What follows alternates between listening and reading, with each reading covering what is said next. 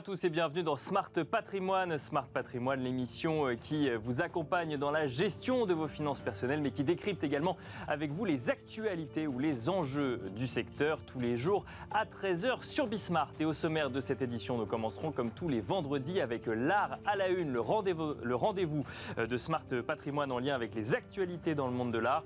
Nous aurons le plaisir de recevoir sur le plateau pour l'occasion Sybille Aoudjan, journaliste spécialisée sur les questions d'art au sein de la rédaction de Bismart. Et ensuite, nous enchaînerons avec l'interview de Françoise Benamou, coprésidente du Cercle des économistes et spécialisée dans l'économie de la culture. Nous évoquerons avec elle l'économie donc du marché de l'art et surtout la place qu'occupent les musées dans cette économie. Et puis ensuite, dans Enjeux Patrimoine, nous aurons le plaisir de recevoir Maître Antoine de Ravel d'Esclapon en plateau, docteur en droit et diplômé notaire. Il viendra nous raconter une histoire de vie de couple patrimonial en lien, vous le verrez, avec une œuvre de Tolkien bien connue, Le Seigneur des Anneaux. Vous découvrirez cela dans un instant. Bienvenue à vous tous qui nous rejoignez. Smart Patrimoine, c'est parti.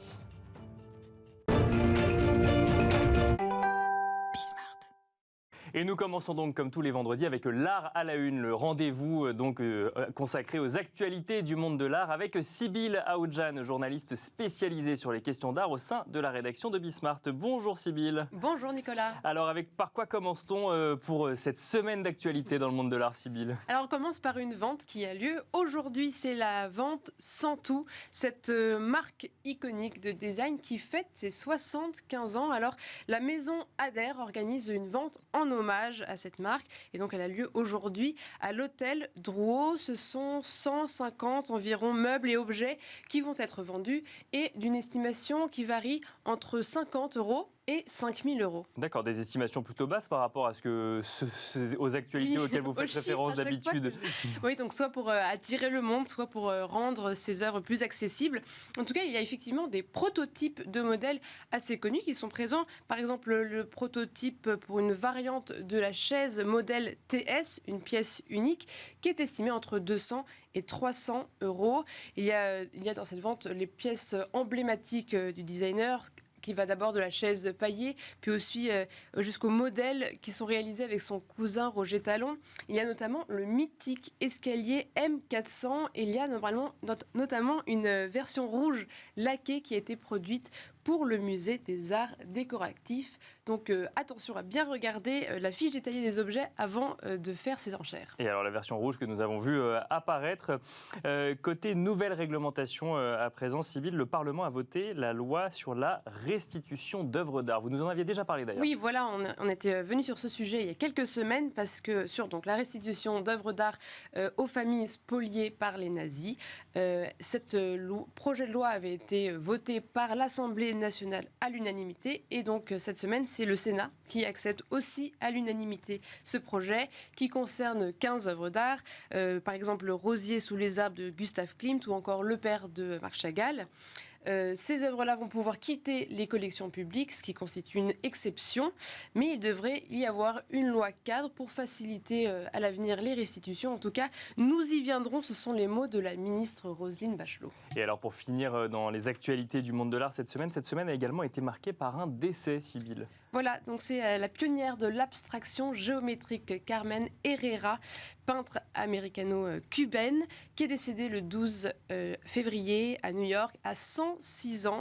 Alors Carmen Herrera, c'est un style unique qui a seulement été découvert vers la fin de sa vie. C'est à ce moment-là qu'elle a été récompensée par des prix et fait l'objet de rétrospectives. Son parcours a évolué indépendamment des mouvements artistiques célèbres des années 70, surtout portés par des artistes masculins. Et c'est seulement en 2004, alors qu'elle est âgée de 89 ans, qu'elle vend sa première toile. En tout cas, c'est ce que dit l'association AWARE, Archive of Women Artists Research and Exhibition. Et depuis, alors, elle a connu ce succès avec une grande rétrospective au Whitney Museum à New York en 2016. Et puis, encore jusqu'à cette année, elle était sur des projets importants comme un ballet avec Wayne McGregor à la Royal Opera House de Londres.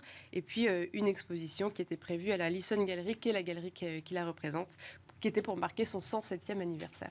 Merci beaucoup Sybille pour les actualités de la semaine et nous avons le plaisir de recevoir ensemble Françoise Benamou qui est en duplex avec nous. Bonjour Françoise Benamou. Bonjour. Vous nous entendez bien ? Très bien. Et alors, vous êtes coprésidente du Cercle des économistes et notamment spécialisée dans l'économie de la culture. Et on va se demander ensemble si les musées font le marché. Première question, Françoise Benamou, est-ce qu'une rétrospective ou une exposition peut avoir un impact sur la valeur d'une œuvre ? Oh bah bien entendu, c'est extrêmement important. Vous savez, c'était mis en évidence il y a longtemps par une sociologue qui s'appelle Raymonde Moulin, qui est décédée aujourd'hui et qui avait écrit un livre un peu fondateur sur l'histoire du marché de l'art et sur la sociologie et l'économie du marché de l'art, qui s'intitulait L'artiste, l'institution et le marché, où elle expliquait justement que l'institution forgeait en quelque sorte la cote des œuvres. Et ce serait plus important une exposition ou alors une acquisition que va faire un musée ? Alors, j'ai envie de dire les deux parce que quand les musées font des expositions, souvent il y a un lien avec, ça part de leur collection et en fait les acquisitions sont souvent le premier temps de la mise en évidence d'un artiste et ensuite de l'exposition. Donc les deux vont de pair, me semble-t-il. Mais c'est très important, c'est pas la seule relation, si je puis dire, entre le marché et le musée, mais ça c'est clair que ça joue beaucoup. Une exposition, même de stars, va faire encore plus monter la cote d'un artiste. Et il y avait eu, il y a pas mal d'années, peut-être une vingtaine d'années, à Brooklyn, une exposition des ce qu'on a appelé les Young British Artists, les jeunes artistes anglais, parmi lesquels il y avait notamment Damien Hirst, qui fera une très grande carrière ultérieurement. Et ensuite, les Saatchi, qui avaient organisé cette exposition, font une grande vente à New York. Et ça avait fait un peu scandale, justement, en disant mais c'est vraiment une relation de plus que de connivence, hein, d'intérêt mutuel que tissent ainsi les musées et les clubs collectionneurs. Et vous conseillerez du coup les investisseurs à vraiment scruter les mouvements des musées, leurs acquisitions, leurs expositions, etc. Oui, enfin c'est une relation réciproque en même temps. La proximité a plein de dimensions. Par exemple, vous avez dans les conseils d'administration ou ce qu'on appelle les board of trustees aux États-Unis, vous avez des collectionneurs déjà. Hein, ensuite, le collectionneur va éventuellement être aussi mécène d'une exposition. Donc ces relations sont fortes.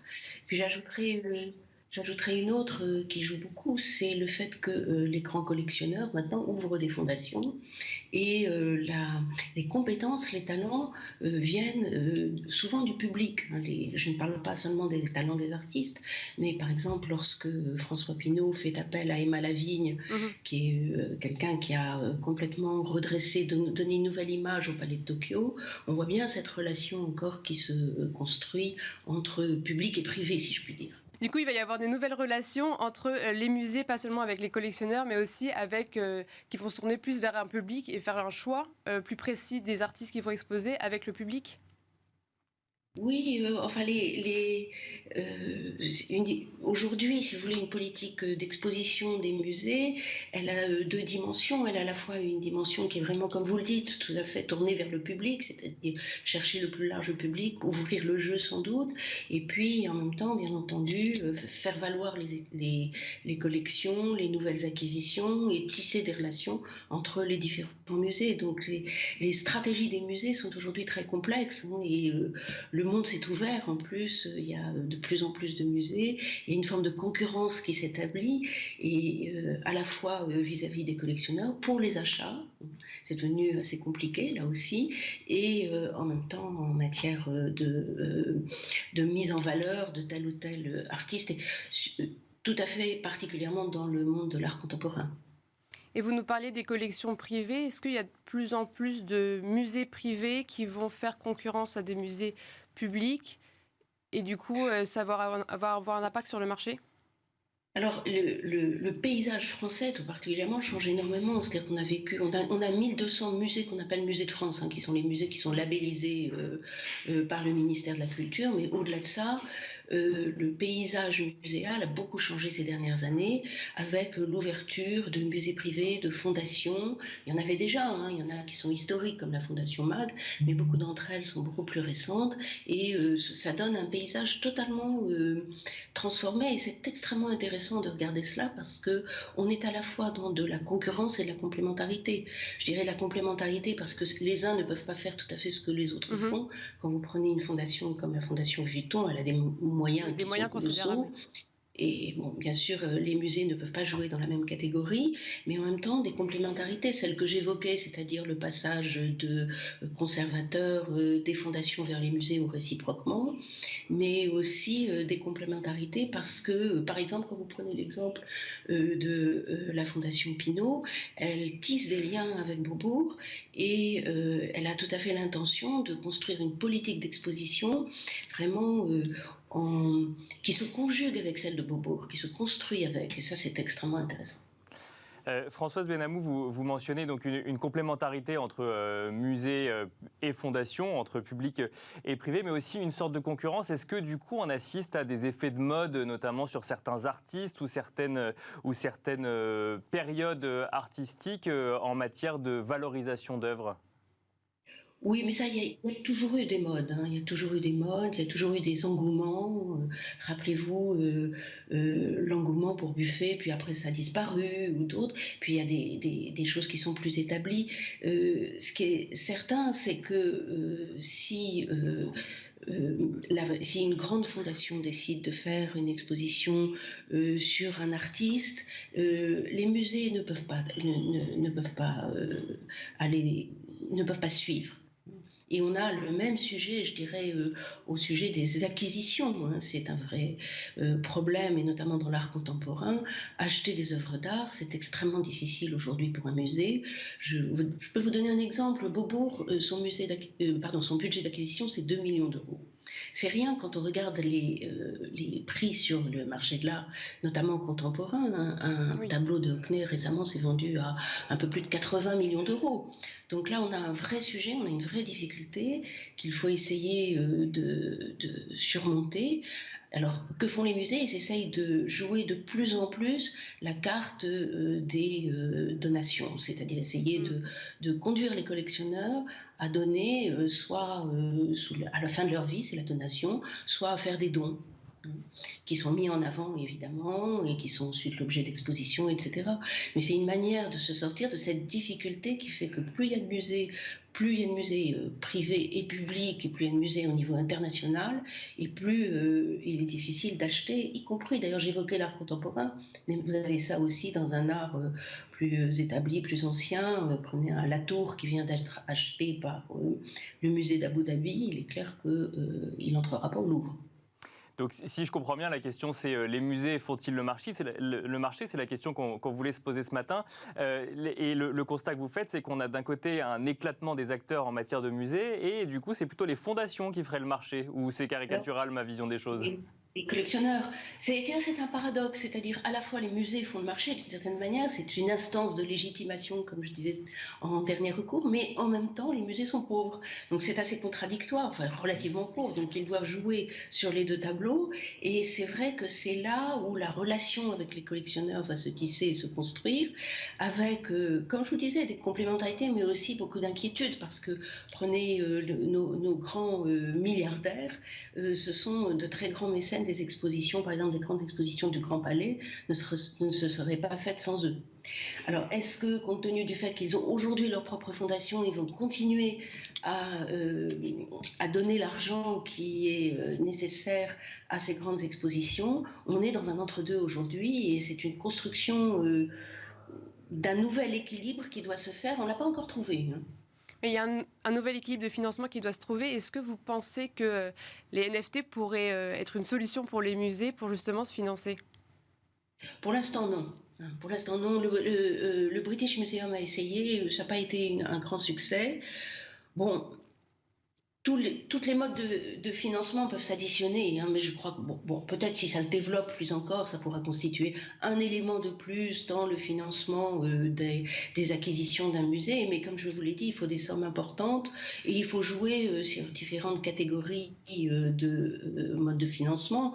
Ça peut être les achats, ça peut être ce qu'on appelle les libéralités, c'est-à-dire les dons, les donations, les legs, etc. Et puis ça peut être la préemption en vente publique. Oui. Merci beaucoup Françoise Benamou d'avoir répondu à nos questions pour essayer de comprendre un peu mieux cette économie du marché de l'art et notamment comment se fait le marché. Françoise Benamou, je rappelle que vous êtes coprésidente du Cercle des économistes et notamment spécialisée dans l'économie de la culture. Merci Françoise Benamou. Merci également Sybilla Oudjane donc pour les actualités du monde de l'art, journaliste donc spécialisée sur les questions d'art au sein de la rédaction de Bismart. Et quant à nous, on se retrouve tout de suite dans Enjeux Patrimoine. Et c'est parti à présent pour Enjeux Patrimoine où nous allons parler de vie de couple patrimonial. Et nous avons le plaisir de recevoir pour cela Maître Antoine de Ravel d'Esclapon, docteur en droit et diplômé notaire. Bonjour Maître Antoine de Ravel d'Esclapon. Bonjour Nicolas. Bienvenue sur le plateau de Smart Patrimoine, donc vie de couple patrimonial, un sujet large que nous allons traiter en lien avec une fiction où on retrouve comme dans le mariage un anneau. Exactement. Alors donc nous allons parler du Seigneur des Anneaux. Qu'est-ce qui se passe dans cette vie de couple patrimoniale? Exactement. Par quoi est-ce qu'elle commence? Eh bien, je vous propose effectivement de dissocier, comme ce chef-d'œuvre de Tolkien, Le Seigneur des Anneaux, la communauté de l'anneau, comment se constitue le couple et les 3 régimes fondamentaux. Vous avez parlé effectivement de l'anneau. Les 2 tours, immobilier, Bien financier, sûr. comment le couple va acquérir un patrimoine, et puis ensuite le retour du roi, hélas, le décès, la transmission, les Ça c'est la fin de funérailles. l'histoire. Voilà, Ça, c'est- la fin de l'histoire, exactement, le dénouement de l'histoire. Alors, on peut commencer effectivement par la première question, qui est quels sont les 3 régimes? Bien Donc, sûr. il y a 3 régimes envisageables. Le concubinage, c'est une situation de fait. Vous vivez avec quelqu'un. Alors, le droit en tire des conséquences, mais vous voyez que c'est très, très limité. Hein. On n'en tire pas beaucoup de conséquences. Concubinage, c'est le fait de vivre ensemble. C'est le fait de vivre ensemble, D'accord. exactement. Voilà. Alors, les communes établissent parfois les mairies des certificats de concubinage. Vous voyez, c'est très, très limité. D'accord, Voilà, c'est une ok. situation. Alors, il faut faire attention parce qu'à l'IFI, vous êtes soumis quand même à l'impôt. Les D'accord, 2. oui. Voilà, vous voyez que c'est plus le concubinage, le fisc voilà, vous surveille quand même.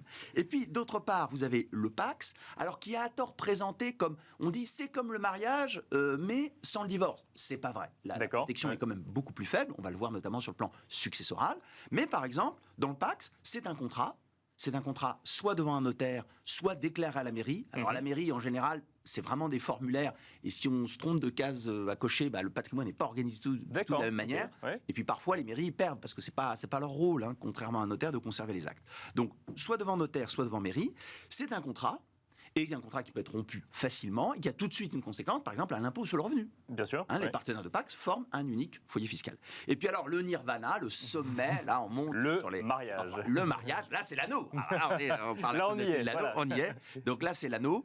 Et on va pas se mentir, c'est fait pour les couples. Hein. Ça a été pensé pour ça depuis plusieurs siècles, sur à peu près toute la planète Terre, et peut-être sur d'autres planètes s'il y en a, habitées. Et donc, l'idée est ici d'une protection maximale, avec beaucoup de configurations possibles. Il y a toujours Bien sûr. un régime primaire. Donc, par défaut, il y a des règles impératives. Si vous vous mariez, c'est comme au restaurant. Il y a un menu, c'est un menu gastronomique qui est très bon, mais il y a des voilà, Il y a des règles. il y a- voilà. il y a des règles. Il y a un ordre. Et ouais, puis ouais, après, il y a un ordre. Et puis après, vous pouvez choisir. Ah, je veux plutôt de l'eau minérale ou du vin. Je veux plutôt tel type de pain ou pas tel autre type de pain. Fromage ou dessert. Voilà, il y a quelques Bien sûr, réglages. ouais. Et ça, c'est ce qu'on appelle le régime supplétif, le fameux régime matrimonial.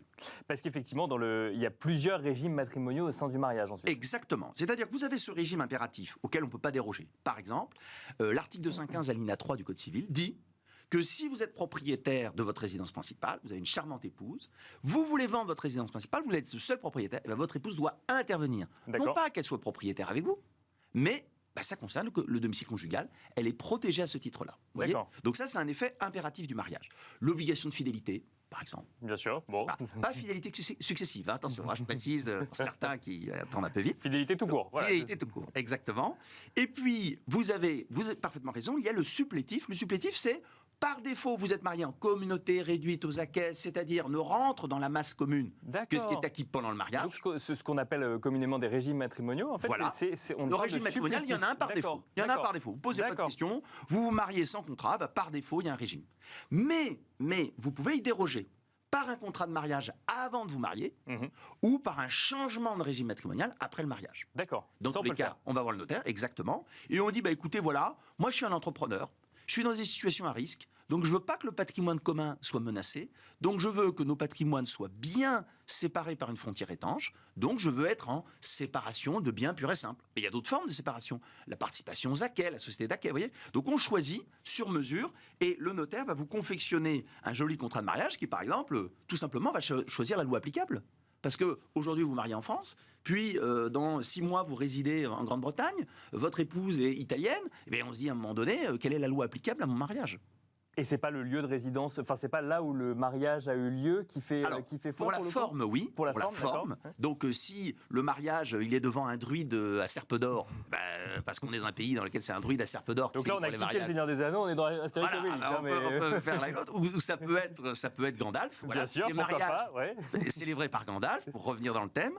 Donc dans ce cas-là, effectivement, c'est la loi de la forme. Sur le fond, de deux choses l'une. Soit vous avez choisi votre régime matrimonial dans un contrat de mariage, vous avez choisi la loi applicable, et là c'est formidable, puisque vous avez dit, moi je vais être soumis à telle loi.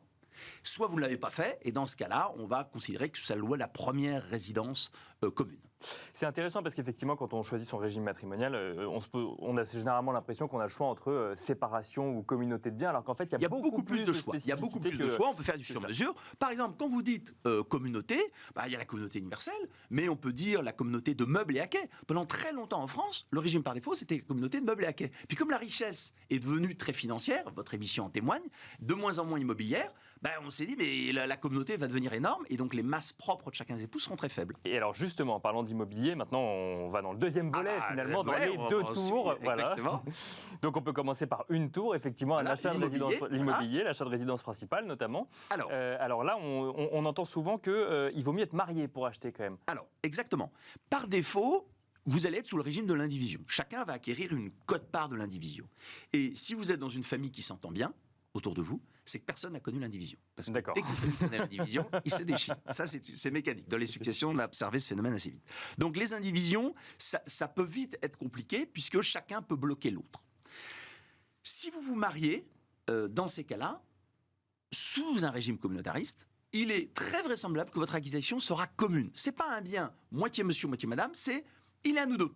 Voilà. Il n'y a pas de quotité. Intégralement. On n'indique pas exactement. Il est intégralement. Même si madame travaille beaucoup et elle finance à 80% et que vous travaillez très peu et vous financez seulement à 20%, et le bien est commun pour le tout. Peu importe le montant du prêt ou de l'apport. Exactement. Il y a vraiment une idée de on partage la richesse ensemble. C'est ça l'esprit communautariste. Et c'est la communauté de l'anneau. On est ensemble dans l'aventure. Donc effectivement, c'est mieux d'acquérir marié. Au fond, moi, je raisonnerais à l'envers en disant quel est le niveau de protection que vous allez accorder au conjoint ? Comment vous gérez un décès ? Comment vous gérez une séparation ? Si vous voulez que ça soit plutôt ambiance bataille du Seigneur des Anneaux avec des orques qui vous frappent à grands coups d'épée, le concubinage suffit. Le concubinage suffit. Si vous voulez quelque chose de plus apaisé avec des règles du jeu, ça se passe mieux. Car comme on dit, c'est celui qui paie l'orchestre qui choisit la musique. Donc c'est quand même mieux de savoir sur quoi on va danser. Et alors il y a également une autre tour, c'est l'investissement financier. Juste avant sur l'investissement immobilier, on peut acheter en étant paxé. Simplement, il faut compléter d'un testament, c'est ça ? Bien sûr. Alors vous avez parfaitement raison. Là, vous êtes déjà, vous inaugurez presque la dernière partie. Le retour du roi. C'est le retour du roi. Parce qu'effectivement, en cas de décès, un partenaire de Pacs n'a seulement qu'un droit d'usage et d'habitation pendant 1 an. Sur la seule résidence principale. Donc le temps de se retourner, finalement. Le temps de se retourner. Et très souvent, ils nous disent, c'est pas du tout ce qu'on veut. On veut au moins rester 5, 10, 15 ans. On peut avoir des enfants mineurs, en particulier. Donc on veut pas que ce soit les enfants mineurs et le juge des tutelles qui vous donnent les règles. Et on peut être dans des familles recomposées. D'où l'intérêt du testament.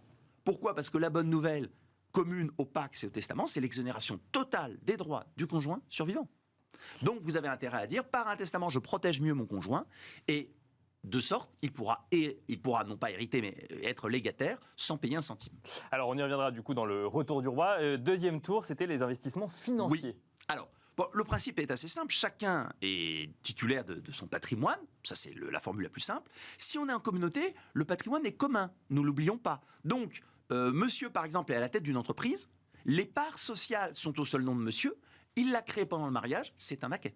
D'accord. Donc, le jour où il y a séparation, que ce soit par décès, par divorce, par changement de régime matrimonial, on va découper en deux et on va dire la valeur de l'entreprise doit revenir à monsieur et madame, même si les titres, ce qu'on appelle la dissociation du titre et de la finance, même si les titres ne reviennent qu'à monsieur. C'est vous l'entrepreneur qui avez créé, par exemple, une société. C'est ce qu'on a vu aux États-Unis avec le cas Amazon, ou là c'est différent, le droit n'est pas le même? Alors c'est pas le même. D'accord. Les Américains ont beaucoup de qualités, mais ils n'ont pas la finesse du droit français et d'un schéma communautariste. Donc chez eux, grosso modo, ils connaissent que le régime séparatiste. Donc après. Donc c'est autre chose, effectivement. Voilà. Mais on a vu effectivement, ça pouvait rappeler dans l'actualité. Je suis d'accord. Donc ça, c'est les investissements financiers. Il nous reste quelques minutes pour parler du retour du roi. Donc là, on se projette en fin d'histoire de vie de couple, et notamment de vie de couple patrimoniale. Quelle protection en cas de décès avec alors effectivement, dans cette vie nous ne sommes pas, sauf si nous sommes des elfes, nous ne sommes pas immortels. Ouais. Voilà. Quoique même eux, je crois, ne sont pas totalement immortels. S'ils aiment un homme, bon. Comme on parle d'amour, c'est un risque.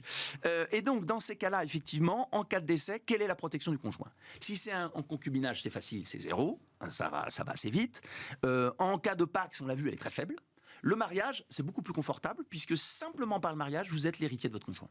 D'accord. Alors après, ça va être articulé en fonction d'enfants non communs ou pas, par exemple. S'il n'y a pas d'enfants communs, ce sera un quart en pleine propriété, mais qu'on peut convertir sur la résidence principale.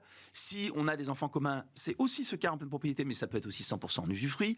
On peut le renforcer et on peut aller très loin avec ce qu'on appelle les avantages matrimoniaux. C'est-à-dire que on est à la retraite, 65 ans, 70 ans, on se dit, ça y est, j'ai passé ma vie professionnelle, je n'ai plus le risque des créanciers professionnels. J'ai 30 ans de vie commune, donc je ne crains pas le divorce demain matin. Donc je dis, on va modifier notre régime matrimonial, on va modifier la répartition des biens pour que les biens soient sacralisés comme la résidence principale, reviennent exclusivement au conjoint survivant, pour qu'un des époux puisse transmettre le patrimoine de l'autre époux, parce qu'on a fait glisser le patrimoine. Fiscalement, c'est très avantageux. Donc là, on peut être dans une autre stratégie. Et puis enfin, je dirais, il y a toujours cette formidable technique qu'est la société civile, qu'on connaît bien ici, et qui permet de dire, le bien, on le met dans un cadre juridique différent, avec nos propres règles, et même pour des personnes mariées, la société civile est vraiment un bel outil, qui permet d'avoir nos propres règles de gouvernance, de transmission, d'égalité successorale. Alors pour finir, une question rapide, est-ce que c'est une bonne idée de se dire je ne fais rien, comme ça la séparation, si jamais il y a séparation, sera moins difficile? Alors, c'est pas une bonne idée. D'accord. C'est pas une bonne idée. Il faut s'engager, c'est ça? Il faut s'engager. Et soyons clairs, à partir du moment où il y a un enfant, à partir du moment où il y a un bien immobilier, s'il y a séparation, il y aura des ennuis. D'accord. Vous voyez? Donc, autant avoir choisi vos règles du jeu et danser sur la musique qui vous plaît, parce qu'on danse aussi un peu dans Le Seigneur des Anneaux, pour pas que ça soit une trop grande bataille. Donc, c'est au fond, il faut bien raisonner comme ça. Pax plus testament, je vous rappelle quand même que le Pax, vous pouvez le révoquer à tout instant, unilatéralement. Bien sûr. D'ailleurs, le mariage annule le Pax, on est d'accord? Exactement, exactement. Et puis d'autre part, on va bien rédiger votre testament, évidemment. Moi, quand je rédige un testament pour mes clients, je vais dire que je reconnais l'avantage tant que je suis paxé, mais si je suis plus paxé, tu n'auras plus l'avantage. Donc en rompant le Pax, le legs disparaît. Voilà. Donc vous voyez que c'est une lettre recommandée, et puis ça y est, tout s'arrête. Alors, c'est plus compliqué, comme on l'a dit, s'il y a des patrimoines immobiliers, mais au moins, Pax Testament, c'est quand même bien pour aller à la bataille du Mordor. Merci beaucoup, Maître Antoine de Ravel d'Esclapon, pour cet exposé en lien avec le Seigneur des Anneaux. Je rappelle que vous êtes docteur en droit et diplômé notaire. Merci à vous de nous avoir suivis. J'espère que ça vous a donné envie de vous replonger dans les œuvres de Tolkien ce week-end, ou de réfléchir en tout cas à votre vie de couple patrimonial. Et quant à nous, on se retrouve lundi à 13h sur Bismart.